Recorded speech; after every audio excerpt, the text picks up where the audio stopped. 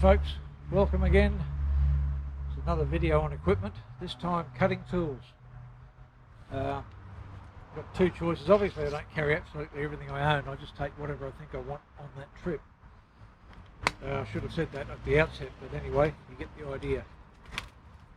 My first choice was this little SC Axe 10 by Schrade.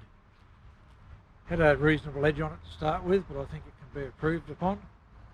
Pretty lightweight for backpacking. Downside being, if you really need that extra weight for thrust, you don't have it. But you could also smack it with a log and get a bit more power out of it, I guess. But yeah, it's quite comfortable to hold.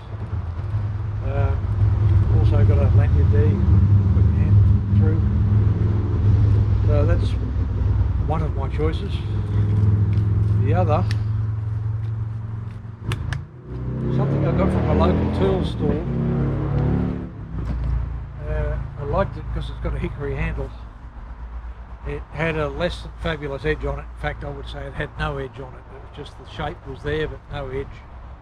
Wouldn't cut butter when I bought it, and still needs a lot of work. To be honest, not much heavier than that. There's not a huge amount of difference. Over a 10-kilometre hike you might notice it, but I don't. This is 1.5 pounds, it says. I don't know what that is in kilos. There's a fellow down the road makes whips and belts. I asked him to throw something together out of scraps for me to cover that up, and that's literally what he did. It's literally just, it probably took him all of 5 minutes, but he had all the gear to do it, so I'm sure I could make a better one if I had the tools and the time, but that cost me virtually nothing and it was done for me, so very appreciative of that. Knives. First knife I bought was actually this, I couldn't even tell you what brand it was. The guy that was selling it on eBay bought it for his collection and wasn't quite what he expected. So he sold it, and I like the look of it. I love the feel of it. It's got a nice thick tang, which is probably, that'd have to be at least 4mm, full tang. Needs a good clean and needs a lot of work on the edge. That came with a spot to put your ferrocerium rod as well. Downside with this, I'm not really happy with it. It's a bit loose. So I might pinch that up a bit with a stitch or something. Temporarily, I've just put tape around the top of the ferrocerium rod and a bit of bungee cord, just so I don't lose it. So at least I won't lose that. After that, I bought one of these Mora Garberg, I don't know what you call them, the Mora. This is the Mora Black Carbon. It feels quite nice too. It's a lot lighter because it's not full tang, and definitely not as thick.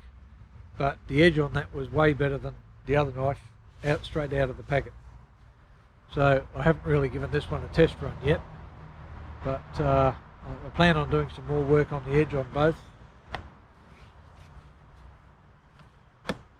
Still on cutting tools. Years ago my parents bought me this Swiss Army knife. It's got just about everything that opens and shuts on it, and to be honest, not really practical for bushcraft, bushwalking or whatever. It's probably a little bit bulky and a bit heavy, and has stuff that you wouldn't use out in the bush. I have my eyes on something I saw this morning called a, I've forgotten what it's called, but it's got a half decent saw in it as well. It's another Victorinox knife, and it's one that they've recently bought out and added the saw to. So I had that for many years. My parents bought it for me, sat in the drawer for many years. I just bought the pouch for it. So that's another option I can take that can go on my belt if I wish. Another option is a backup cutting tool. You've all seen Leathermans. This is just a cheap imitation Leatherman. It's a bit heavy as well, but it has the usual things. It's got a reasonable sized pair of scissors on it. It's got the little socket there that takes the screwdriver bits, which actually come in another pouch here. Don't know what you'd use that for in the bush, but it was on there, so I use it. And on the other side, of course, you've got nail file and screwdriver, knife, and a bit of an awl. It's not fabulous, but again, I'm using that because I've got it. And yes, I would like to buy something better. So that'll be on the upgrade list later on.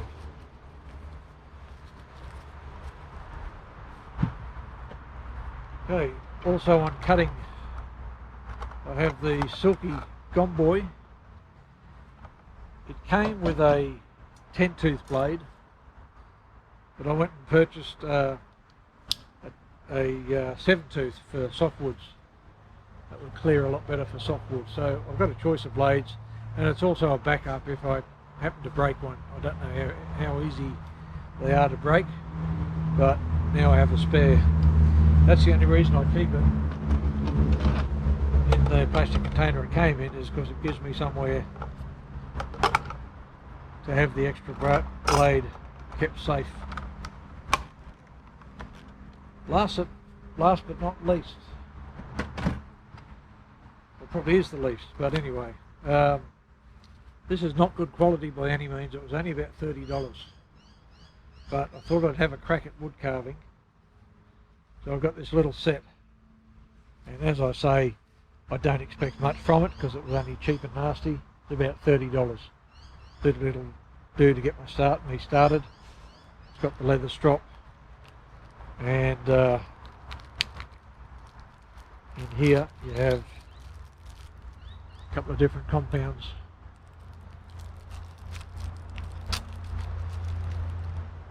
So that's it for cutting tools.